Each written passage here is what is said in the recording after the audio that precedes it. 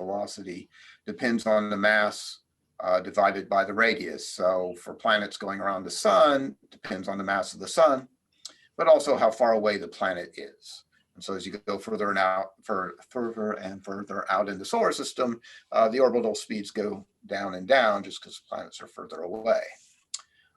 Therefore, the universe is filled with non-baryonic cold dark matter. Okay, so how did we get from Newton's law, which explains the solar system really well, to inferring that the universe is full of some kind of invisible mass that not only can we not see, but it has to be made of something that is not represented in the stable of known particles of particle physics. That's a big leap, so let me explain a little bit. So this is what I call the dark matter tree. Up at the top is the hypothesized solutions, that is the various ideas people have come up with over the years for different kinds of dark matter. And at the bottom are the roots of the problem, the sort of observations that empirically indicate that we need something. Something is going on besides just what we see and what was taught to us by Newton and Einstein. So one of the famous examples that I've worked on are spiral galaxies and their rotation curves. So if you look at a pretty spiral like this, as the arrows indicate, you can measure the speed of motions, plot this as the speed of rotation as a function of distance from the center of the galaxy, and that becomes more or less flat as you go further out. And yet, when you encompass most of the mass, you should start seeing that 1/r effect. The velocity should decrease as the square root of r once you've enclosed most of the mass. And that is not seen. So the inference is that you need some extra mass to make that up, hence the dark matter. That's not the only piece of evidence. There are lots of different pieces of evidence. I first sketched this out in the mid-90s. And, you know, all these things are still true, so we might say them slightly differently. So the Oort discrepancy was important to astronomers. The velocity dispersions of clusters was what Zwicky found in the 30s, about the same time Oort was working. And clusters of galaxies evince mass discrepancies, that is, differences between what we see and what we get, in at least 3 distinct ways. The most remarkable one that you see in this particular cluster are all these arcs. These are background galaxies that have been distorted by the gravitational lensing effect of the foreground cluster. General relativity will do that. As the light passes through the gravitational potential of the cluster, it'll bend and distort things, and you can calculate that effect and reconstruct what this galaxy looks like in the source plane. But it will only do that if there's a lot more mass than meets the eye. So you see all these big yellow fuzzy blobs, those are all galaxies in the cluster of galaxies, and there's a lot of mass there, but it's not nearly enough to explain the lensing. What Zwicky did in the 30s was simply measure the redshifts of all these kinds of yellow blobs in a bunch of different clusters, and he noticed that the relative motions between all those cluster galaxies were again much too high to be held down by the self-gravity of the stars that you could see. And so he inferred that there had to be an extra source of mass to make the gravity strong enough to hold them together, or else they just fly apart. And finally, there is also, not seen in this image, a hot intracluster medium of gas between the galaxies that's emitting in the X-ray part of the spectrum. And it turns out that the mass in that hot gas actually adds up to more than all the stars that you see in all the galaxies. But it's still not enough to explain all these motions. And in fact, the X-ray gas is so hot, tens of millions of degrees, that it should just evaporate into intergalactic space. And yet you see this over and over in clusters. And so you need something extra to hold that in. And so all those things indicate that there is something more going on than what meets the eye. And then another important point is that the universe has a lot of really rich structure. This is an all-sky map of galaxies, with every point in this image being one galaxy. The entire image is the entire sky. It's like looking at a map of the globe, but instead of looking down, you're looking up at the entire sky. That gray band cutting across is the Milky Way, so where the dust of the Milky Way obscures our view. But every one of these little points is one whole galaxy, one big spiral comparable to the Milky Way. And the color coding is redshift, so you can start to get a sense for the three-dimensional structure, of which there's a lot. You see these really long extended filaments and walls and surrounding empty voids where there aren't many galaxies. And that is a lot of structure.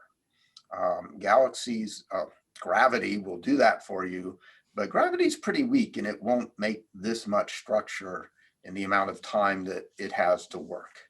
And so all these things lead us to infer that there's something more going on than meets the eye. So the next thing you can do is start taking an axe to try to prune this tree off. So on this side, we have various ideas for what the dark matter are. They have more mass, either normal stuff, what I call baryonic, that's the particle physicist's word for protons and neutrons and things in that family. And so that's what has the mass of normal matter. So anytime I say baryonic, I mean normal matter. And so you can imagine various kinds of things, brown dwarfs, Jupiters, very small rocks, and that falls on this tree. Or you could make up something else entirely, make up some kind of new particle that's not the ones we know about, that falls on this branch. Or, as we're going to talk about a lot, the data that I've talked about all indicate that something is wrong. It doesn't really distinguish whether there's really dark matter out there or whether the equations that we're applying to infer the existence of that dark matter really apply. Right? We're in a new regime that's not tested anywhere else, and we run into a problem in applying Newton's laws and Einstein's laws where they're applicable. They don't add up. So that might be that there's extra mass, or it might be that the equations are wrong. So that's what this branch of the tree is meant to represent, and there are various ideas for modified gravity that have been suggested there. So trying to prune the tree, the first thing that people really took seriously was, okay, you know, not every object has to be a star and shine in a way that's easy for us to see. So you could just have normal matter that's not very bright. And obvious things are just very faint stars or brown dwarfs, things that are substellar and don't really glow. Other hard to see objects, even smaller things like lots and lots of planets and Jupiters. This is all, you know, something that we cannot usually see directly, but we're very clever at figuring out ways of detecting it indirectly. So, for example, if there's dust, if you have enough dust to make up this mass, each individual grain of dust is invisible. But to get enough of it, you would have such a huge amount of dust that it would completely make the sky opaque and you wouldn't see galaxies far away. So you can exclude that by the fact that it doesn't block the light from anything else. And at this point, and I saw it again. So yeah, so these very natural ideas, okay, there could just be lots of faint stars or brown dwarfs. Another way of finding brown dwarfs is gravitational lensing. Even though they do not shine themselves, every once in a while they'll pass in front of a background star and magnify gravitationally the light from that star, and you can notice that effect, and you can calculate how often it should happen, which is not very. But people have done extensive microlensing surveys at this point and counted how often it happens. They do detect this, and it's not enough to make up the amount of dark matter that we need. So at this point, we can pretty much rule out all of the obvious, just normal stuff that you might think of. There's always exceptions, but it's getting really contrived to try to maintain those. Another idea that was interesting to me is what's generally called hot dark matter, of which the most obvious candidate particle is neutrinos. Now, when I was a student, I heard a talk from Hans Bethe, who was a famous nuclear physicist, who suggested that neutrinos could be the dark matter, and this was back in the 80s. And at that time, I was being taught that neutrinos had no mass and that it would mess everything up if they did have mass. And so this was a really radical hypothesis. So I thought, well, that's unlikely, but if it turns out to be true, then surely that will be the answer, right? Well, flash forward 30, 40 years, and we now know that neutrinos must have some rest mass to explain the oscillations between flavors of neutrinos that are observed. But it's not enough. It's a tiny number. And even though there are a gazillion neutrinos floating around out there, they don't add up to much mass. Maybe as much as the normal matter, the baryons, but not enough to be the dark matter. So that was kind of weird to me that there are these two problems that really are distinct problems. You'd thought if you got one, you get the other, and that's just not true. And that notion of hot dark matter has other problems as well. So we'll just move on to cold dark matter. And when a cosmologist says cold, what he or she means is just that it's slow moving.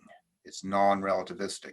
So neutrinos are hot because they move at the speed of light or nearly that if they have a little bit of rest mass. So whatever the cold dark matter is, it has to be something that is slow moving.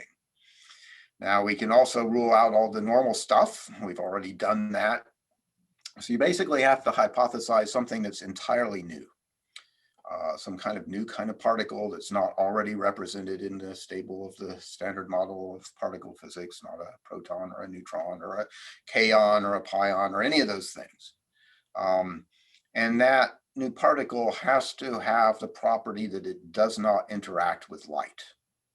If it interacted with light directly, then it wouldn't be dark anymore, and we'd figure out a way of detecting it. So it just has to be immune from the electromagnetic force that's carried by photons. And we know of particles that are like that. The neutrino, for example, it is sensitive to the weak nuclear force, but it doesn't interact with photons. So we need something like a really heavy neutrino, basically. Now, astronomically, there are two big motivations for this.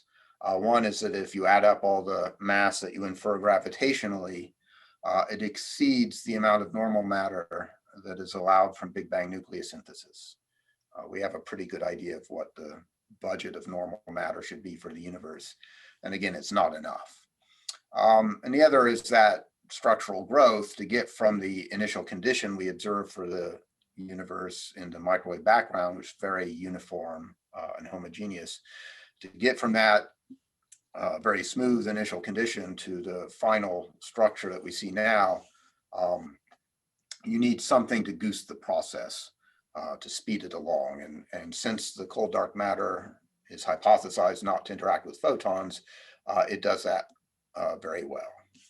So just graphically to go over those two things, this is the mass density of normal matter, baryons, on this crazy scale from 0 up to the critical density of the universe. That is the density that you need to make the expansion of the universe stop and the universe eventually recollapse.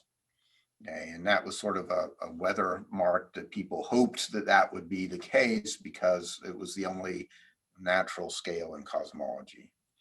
But we also have Big Bang nucleosynthesis, which is when the universe is very young, just a few minutes old. It passes through the right temperature and density to be one big thermonuclear reactor. And that leaves behind hydrogen, helium, and their isotopes and a dash of lithium. And you can go out and measure those things, and you find good agreement as long as the mass density is small. And that's what all those different points are. So the normal matter is maybe 5% of this critical density, nowhere close to getting there. But if you go out and measure the gravity, how much attraction things like the Virgo cluster of galaxies have on the galaxies around them, then you infer that there's a lot more gravity going on. So just as we saw at the beginning, there's more attraction than can be explained by the stuff we can see.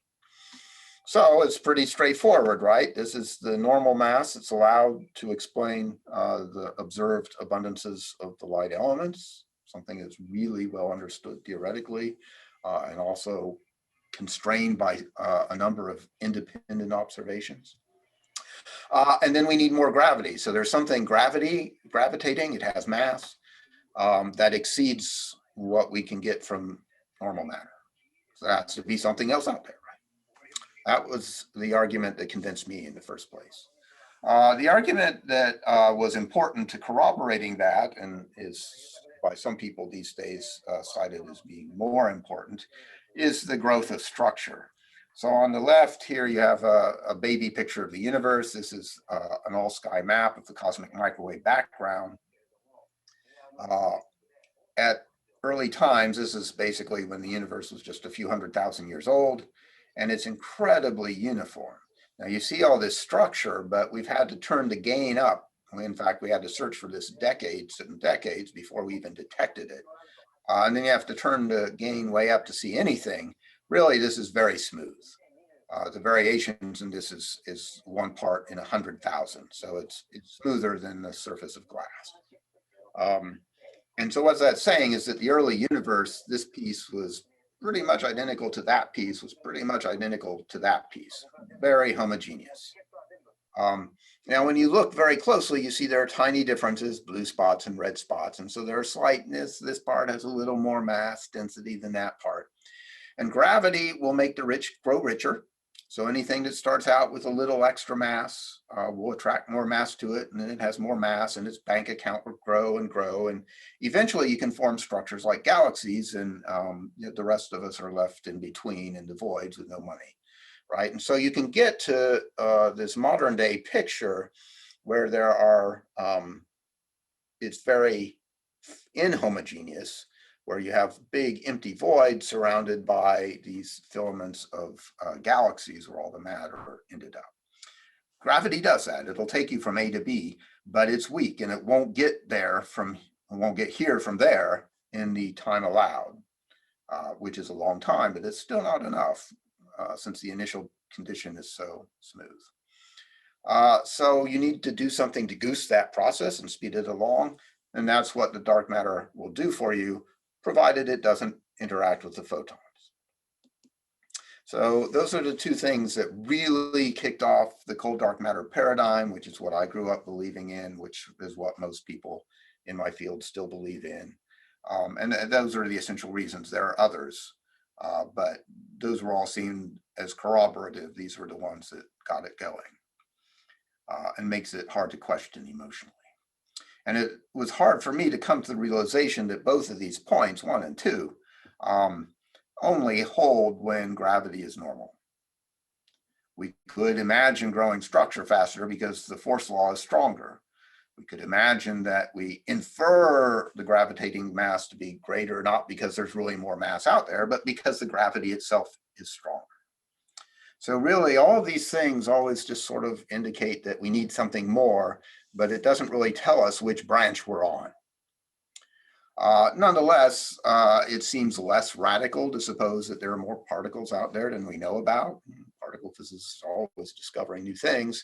And there was good reason in the 80s when this paradigm of cold dark matter took off to think that there should be an entire new sector of particles in the so-called supersymmetric sector. And the particles that we would get out of these are usually called Lymphs, for weakly interacting massive particles. That's basically the massive neutrino that I mentioned before. It's some particle with a large mass, and instead of the small mass of the neutrino be something like a proton or 100 protons, something much more massive. So it's slow moving rather than fast moving.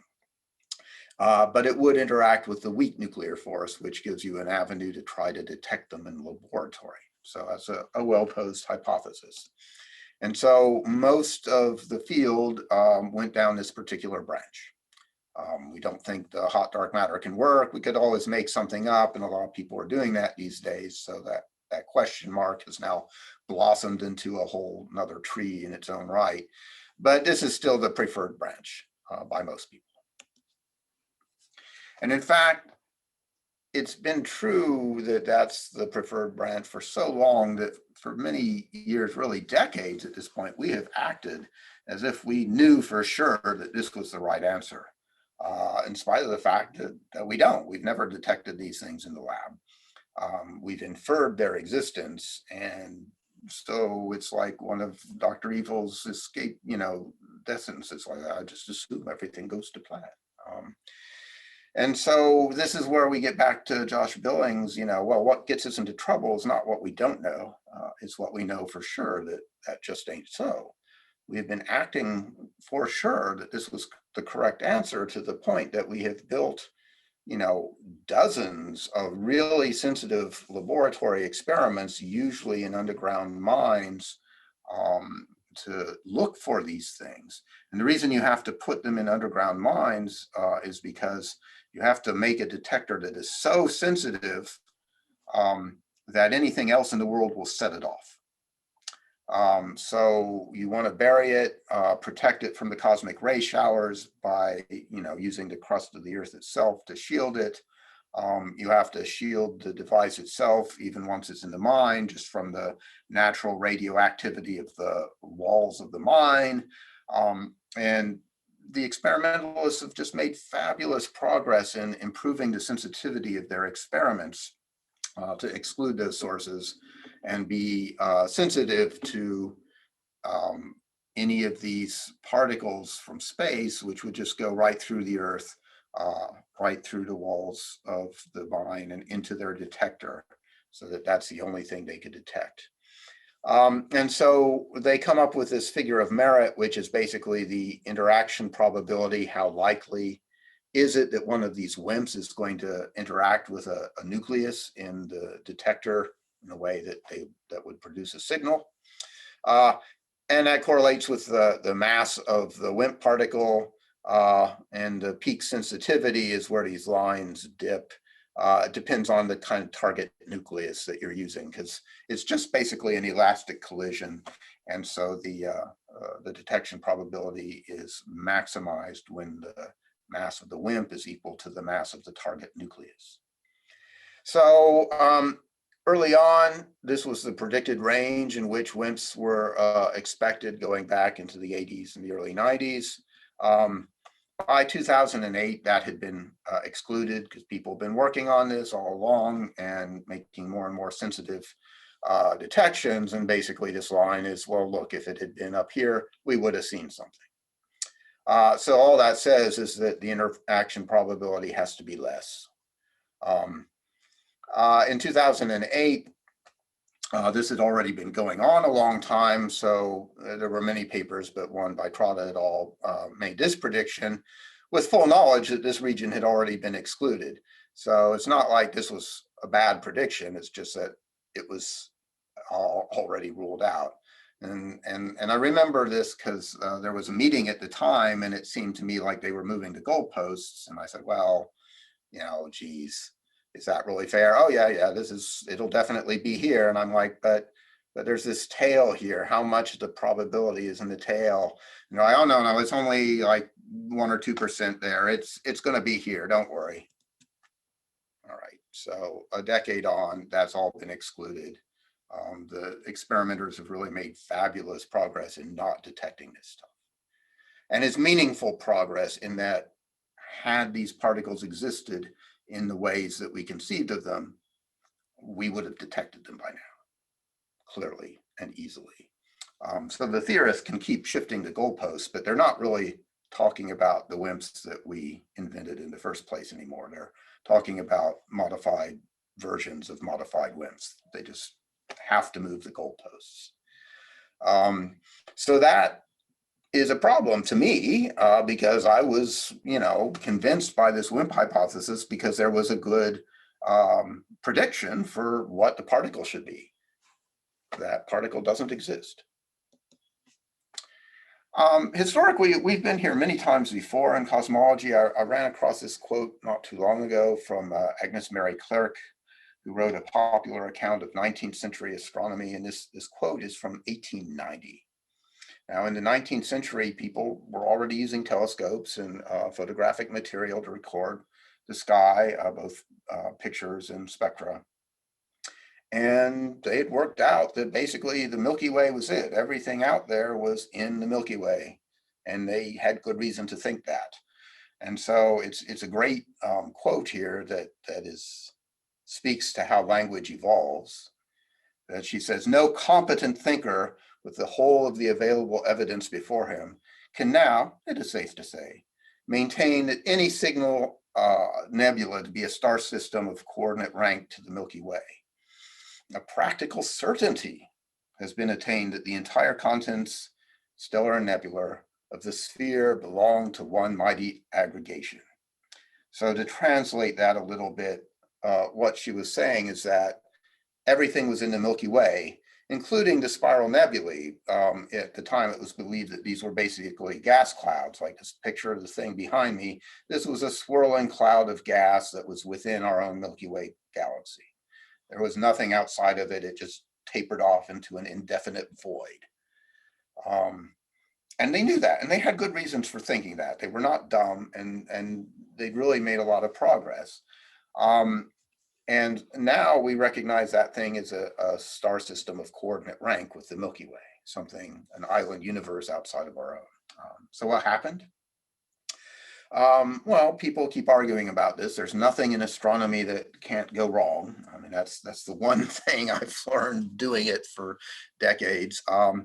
And so in 1920, right, a century ago, there was the so-called Great Debate between Curtis and Shapley. And there were two basic points of contention, one of which was how big was the Milky Way, which I'm not too concerned with here.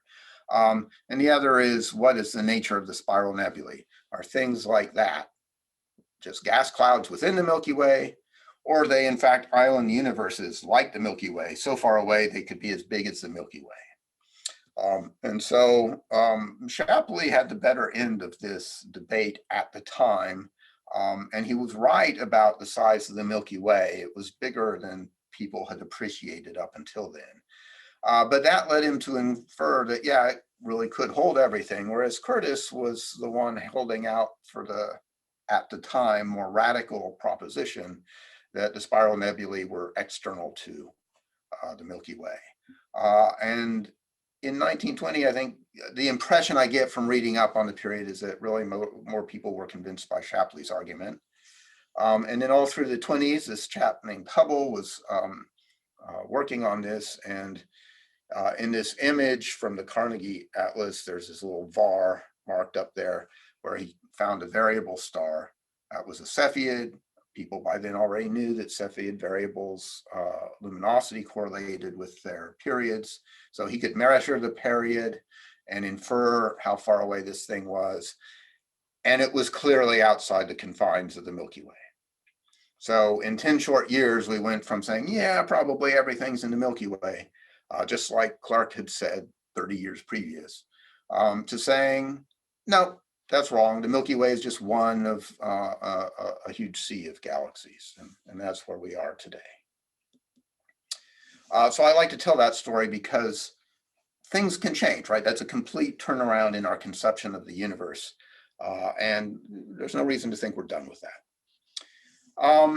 Now, a lot of my colleagues obsess about the large-scale evidence, like the image here, the map of the sky, and that's well explained by the cold dark matter hypothesis.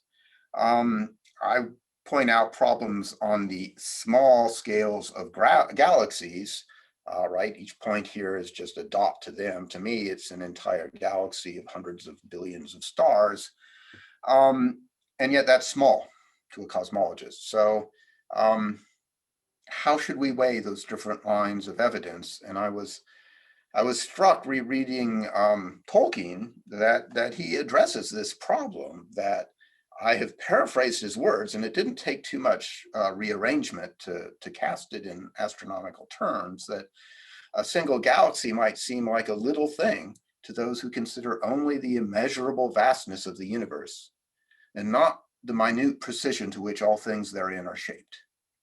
So this is in some level a contest between explaining this large scale structure that you see in this image, but also understanding the fine the fine shaping of each individual galaxy. And that's what I'm going to tell you about now. So a little more about rotation curves. Here is one galaxy and its rotation curve. And that line now is what Newton predicts for the stars and the gas that we can see. We can solve Newton's equations and predict what the rotation curve should be. And that's not what we do see, right? There's this excess rotation that's flat. And so that extra over the baryons, the normal matter, that excess is what we infer to be dark matter, right? You need something extra. And dark matter at this point really should be a general term to say something extra. There's a discrepancy between what we see and what we predict and what we get. It could be dark matter, it could be a modification of gravity. And so there's a lot of fine detail in this, one of which is that rotation curves generically become flat. So here's a bunch of examples. This big galaxy here rotates at about 300 kilometers per second, pretty fast. And each one here is smaller and smaller, and I've worked on these very low mass and low surface brightness dwarf galaxies. And this is very systematic. Big things rotate fast, small things rotate slow, but they always flatten out. And so there's an organization here which is unusual in extragalactic astronomy. The mass of the galaxy, and by the mass, I just mean the stuff you can see, the stars and the gas. That correlates almost perfectly with that flat rotation speed. Now, if you've looked at galaxy data at all, this is crazy. Usually these points would be scattered all over the place because nothing is ever correlated with anything in galaxies. So when I saw this, I kind of fell off my chair. It's unprecedented that there's such a fine relation between these things. Now, before I go further, I have to say something about high and low surface brightness galaxies. I got my start working on low surface brightness galaxies, which is that little smudge at the bottom. And, you don't notice that. It's easy to overlook. But if you don't, you zoom in, okay, there's something there. And if you take a really deep image, then you can see that that something is as big as the bright galaxy up top, and it has spiral arms, same diameter, all that sort of thing. And so it's just a matter of looking hard enough, and you can see this sort of noise in the background. That's not because it's a noisier image. It's actually a higher signal to noise image, but I've had to turn up the contrast so much just so you can see this. And low surface brightness just means that the stars are spread thin. You think a few light years between stars here is a lot. Well, yeah, it is. But it's even greater in these low surface brightness galaxies. And so I was trying to understand these, and I started noticing all these unexpected correlations, Tolley-Fisher being one of them. Another is that if you bin up galaxies and plot the rotation curves as I've done here, so this is rotation speed against radius, plotted logarithmically now, and bin up the galaxies by their surface brightness. So really high surface brightness things are red, and really low surface brightness things are blue. You can see there's almost a perfect rainbow. That low surface brightness galaxies consistently have slowly rising rotation curves that only sort of gradually roll over to flatten out. Whereas the higher surface brightness ones pretty much go straight up and flatten out right away, or even decline a little bit. But that correlates almost perfectly with the surface brightness. There's something about the distribution of the stars that is connected to the dynamics of the galaxy. No reason that needs to be true with dark matter. In fact, you wouldn't expect that. Not before I told you anyway. Nowadays, there are all sorts of theorists who said they expected that, but they didn't expect it before I told it to them. So one can quantify that with something I call the radial acceleration relation. So here are three individual rotation curves. The black points are the actual rotation data. The blue lines are what Newton predicts for the stars and gas you can see. So clearly there's a deficit in each case. That's what we usually attribute to dark matter. But we don't have to just plot radius and velocity. We can plot acceleration. So here, this is the centripetal acceleration. That's what the stars are actually doing. Against here, this is what the centripetal acceleration should be if it's just the stuff you can see. And so you can see it's almost equal, right, at high accelerations, and it bends away low. But if you look at each plot, basically all these very different galaxies follow almost the same line in this plane. So there's something special about acceleration, the force per unit mass. And in fact, if you pile all the galaxies on, this is the SPARC sample that was alluded to earlier, we really worked very hard to get near-infrared data from the Spitzer Space Telescope, which took that picture behind me, because it's a really good way of tracing the stellar mass, and so measuring this x-axis as well as we can. And we had done this before, but there was a lot more scatter because we didn't trace the stellar mass well. Now that you trace that well, all the galaxies fall on top of each other, and you cannot see the distinction between them in any meaningful way. So there's something very systematic going on. What you see is not what you get, but they correlate, right? You see this and you get that. So it's not on the one-to-one line, but you can predict the one from the other. And that happens at a magic acceleration scale that's about 1 angstrom per second per second. It's just a ludicrously small acceleration scale. So these are all the galaxy data. This D is the discrepancy, how much dark matter you infer relative to the normal matter. And you only ever infer that discrepancy at these tiny, tiny accelerations, you know, up in the solar system and other things. You don't need that. So gravity works just fine, except in this regime where we only probe it with galaxies and clusters of galaxies and things like that. That's where the need for dark matter appears. So this behavior, that it should depend on acceleration, was actually predicted way back in 1983 by a chap called Marty Milgram, who hypothesized, well, geez, maybe it's not dark matter, maybe it's the equation. And so this is this particular branch here. And his particular modification of gravity was based on an acceleration scale rather than a length scale. Usually our brains say, okay, well, galaxies are much bigger than the solar system, so maybe when you go out far enough, the law of gravity changes. That does not work. You can just show that that's the case in many ways. But what does seem to work is to modify things at this acceleration scale when the dark matter effect kicks in. And formally, it's about 1.2 times 10 to the minus 10 meters per second per second. It's a ridiculously small number, 11 orders of magnitude smaller than what we feel here on the surface of the Earth. And then there's a particular way in which the force law changes, which, if you know any physics, makes your head explode because it just makes no sense. And yet, so I happened to hear Milgram give a talk while I was a postdoc in Cambridge. And I almost did not go to the talk. This was in the mid-90s, and I was like, damn, modified gravity, that's crazy talk. Why do I want to waste my time listening to that? But I went, and at the time I was struggling to understand the Tully-Fisher relation and why my low surface brightness galaxies obeyed it, because V squared goes as GM over R, and by definition they had a bigger R for the same mass, so they should have lower velocities, and they didn't. So I was very concerned. I did not understand how this could be. It seemed like a big fine-tuning problem. And in a few lines of algebra during this talk, Milgram derived why that should be the case. So after I scraped my jaw off the floor, I went back to my office and looked up his papers and found this statement that disk galaxies with low surface brightness provide particularly strong tests.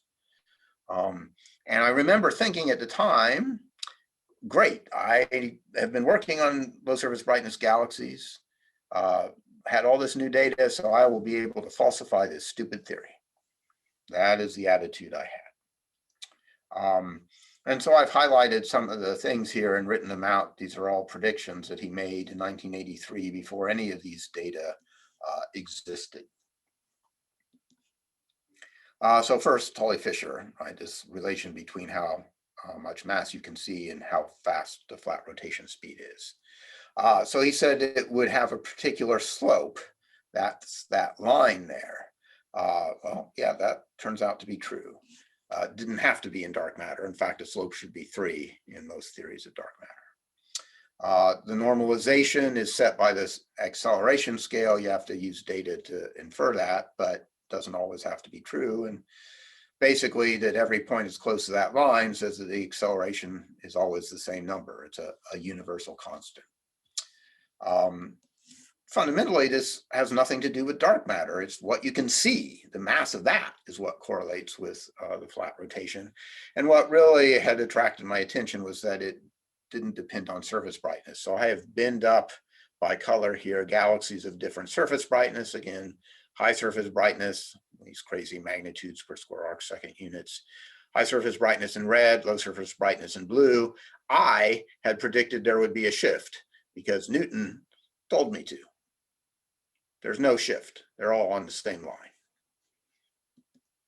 So that really amazed me. So I just went down the checklist. What else did he predict? Well, he said, if you interpret this in terms of conventional dynamics, then you'll find that the mass to light ratio goes up slowly, getting bigger as a function of radius, but that'll get worse as you look at lower surface brightness galaxies. The need for dark matter will set in sooner, that is at smaller radius, and get larger. That's exactly what happened. He also said the shapes of rotation curves, and this was a true a priori prediction. At the time, rotation curves were flat. That's why we invented dark matter. That's why we invented MOND, so that doesn't really tell you anything. But there was not a lot of detailed information about the shapes of rotation curves or how they correlated with the stuff we could see. And so he made this true prediction that said, look, if this theory is right, then the rotation curve shapes will be such that high surface brightness galaxies go up, have rotation curves that go up fast, flatten out soon, but as you go to lower surface brightness, you'll get a more gradual rise and a slower rollover. It's exactly what we observed. And that was a true a priori prediction. Now, what that's really saying is that the dynamical surface density, that is what you infer from the rotation curve or some other tracer of the dynamics, that mass surface density should correlate with the surface brightness of the stars, because that's all there is. It's the mass of the stars that's doing it. And again, that does not have to happen with dark matter. You know, this is not a prediction or not a fit. That's just what you expect. The dynamical surface density has to follow from the observed surface brightness. So yeah, that worked out. And that's an old plot. That's the plot I made in the 90s. It's even more true today. So now at its root, MOND is a way of mapping what we see to what we get. So this is what Newton predicts. And all the MOND formula is a way of sort of magnifying this to move it up here. And in doing this trick, there's one free parameter for each galaxy, which is the mass to light ratio, because we observe the distribution of light, but we need to know the distribution of stellar mass. And that's going to be a little different from galaxy to galaxy. We have an idea of what it should be, but we don't know. So you can fit that in each case. And when you do that, you get very good fits. So here's some examples. In M33, which is very well resolved nearby galaxy, this is, you don't even see the fit line. It goes right through all those dense points. So basically this works over and over again. And you can go out and do this for all the galaxies and you can find. And you know, you do this hundreds of times and it usually works. I won't say it always works. There are about 10% of cases that don't. That's sort of par for the course for astronomy. You know, there's always something messed up going on. And so if you try to explain it with dark matter, you end up with the same thing, that basically some galaxies are just kind of messed up. But on the bulk, the residuals of these fits are really impressively small. It works really well. Now, there is an dependent test in that the mass to light ratio is just some fitting parameter. There's no reason for it to come out in the right ballpark for what we expect for stars, which we know a lot about. So this is the mass to light ratio in two different filters. This is the blue band. This is the near infrared K band. And those lines are from stellar population models.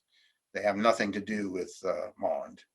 The points are from fits to MOND galaxies. That is, what mass to light ratio do I need to make this work?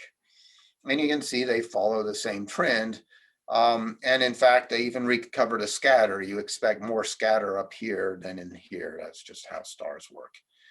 So you get the normalization right. These numbers could have been 100 or 1,000 or something crazy. But they're pretty much in the ballpark of what you expect for stars. The dependence on color from blue to red is more sensitive in the blue than in the infrared. It just couldn't make more sense.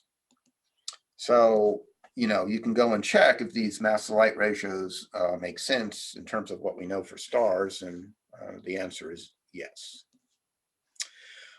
So I've tried to test this theory every chance I get. A more recent example was provided by the Pandas Survey in 2013, and some people, including a big group at Surrey led by Michelle Collins, surveyed for individual stars around Andromeda and M33. So this grayscale is built up from all the places they fall in single red giant stars.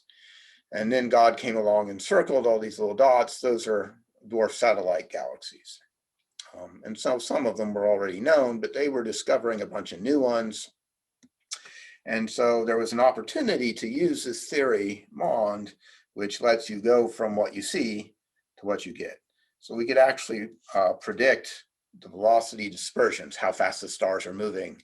And so that's this number, and each box here is a different dwarf satellite of Andromeda. So Andromeda 1, 2, 3, all the way up to 33 here. Andromeda 4 is missing because it turns out not to be a satellite of Andromeda. It was discovered nearby there, but it's way far in the background. When it was discovered, Milgram actually wrote a paper saying, well, this can't be a dwarf of Andromeda because it's rotating way too fast. That means it's in the background. He was right. So the various points are observations. The number of, next to each observation is the number of stars with which the velocity dispersion is measured. And then the round circles are the green or open ones are my predictions. And basically it works almost everywhere. The only real problem is Andromeda 5. Pretty much everywhere else it works. I don't even know how to make this prediction for dark matter. There's no way to just look at a dwarf galaxy like this and use the dark matter paradigm to make this prediction. But MOND not only makes the prediction, but it comes true in all but one case. Moreover, all these gold stars, these were a priori predictions. I published the predicted velocity dispersion before the measurement was made. That's what you're supposed to do in science, right? Now, if I could have done this for dark matter, I would have, but there's just no way to do it.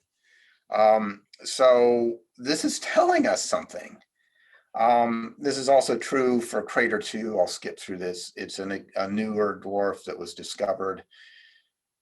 Ballpark, you'd expect this to be up like other dwarfs, 10, 20 kilometers a second. And that's not really a prediction for the dark matter paradigm. It's just what we've seen in other cases. MOND predicted something smaller, just 2 kilometers a second. That's a very small number by the standards of these things. Subsequently, it was measured to be 2.7. So again, MOND gets this right, and it does so for this case that is really different than the other ones that we knew. So why does this happen? It's got to be telling us something. So, you know, people say, well, you can't abandon Newton, but I think it's useful to go back and reflect on what Newton said. You know, at the time, the inverse square law got a lot of grief from his fellow thinkers because it seemed like magic. he was invoking action at a distance, right? How does the sun reach out and grab the planets and tell them to move around? That's crazy talk. So he was at pains to say, look, I know it sounds crazy, but everything happens as if this were the force, as if the inverse square law was what was going on. And so really that's all I would say now, that everything in galaxies is happening as if Milgram's force law were what was going on. We don't yet understand the reasons for that, and I'm open to that, but it can't be as easy as just saying, well, we already believed in dark matter, so that has to be the answer. That seems to be a very common attitude, because I run into this guy all the time, and it really is, you don't know the power of the dark side. I'm going to force choke you until you agree with me. There are real problems with MOND. That large scale structure I talked about early on is well explained by cold dark matter. So you got to do something there. I think there's some hope there, but you got to weigh these different lines of evidence. We don't really understand cosmology in the context of MOND. There's no extension of general relativity that really works. And that is something you need. Just as general relativity incorporates Newton, so does MOND, but there's no theory yet that incorporates both. And that's what we really need. I'm going to skip that because I've talked long enough. And I will just point out that I've had this kind of argument with my colleagues many times now. I expected dark matter to be right, but MOND got all these predictions correct. So what am I supposed to say? That it's wrong? That's profoundly unscientific to me. Some of my colleagues disagree, and so at this meeting I alluded to back in 2008, happened to go on when my daughter's birthday was here. So I was on campus, we had this meeting, and her best friend was Madeline Schutt. Maddie's dad is one of the experimenters who looks for dark matter in these underground experiments. And so he'd been at this workshop, and when I got home, it was Isabel's birthday party. So there were a bunch of girls there, including, of course, Maddie. And so I said, oh, hi, Maddie. I was just working with your dad. Now, Tom and I would both claim that we don't bring our work home. But Maddie looked at me and said, I thought you guys worked against each other. At which point an argument ensued, which Tom became obsessed with trying to reproduce. So. Have you finally given into the idea that dark matter doesn't exist? Dark matter does too exist. If dark matter didn't exist, then the eighth dimension would not fit into the quantum theory. No. We just tested it. No. The eighth dimension does not be divided by 4, the quantum theory of eight. So that's pretty much been my experience for the past quarter century. Thanks for your attention. My house is like that too.